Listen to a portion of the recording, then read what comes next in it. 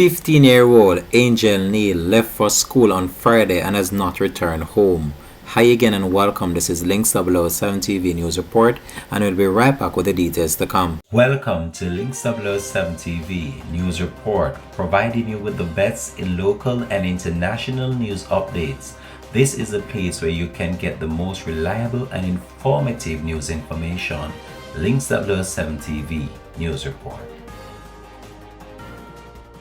Welcome back and thanks for joining us. This is Links 007 TV News Report. An Ananda alert has been activated and a search is on for a 15-year-old girl, Angel Neal of Buckner Road outside Maypen in Clarendon, who has been missing since Friday, April the 8th. She is of dark complexion, medium build, and about 170 centimeters or 5 feet 7 inches tall. Reports are that Angel was last seen leaving her home for school at around 8 a.m. on Friday morning. She has not been seen or heard from since.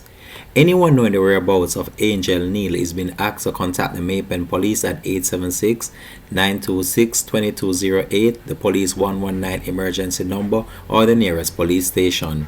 This has been Links 007 TV News Report. Thanks for watching.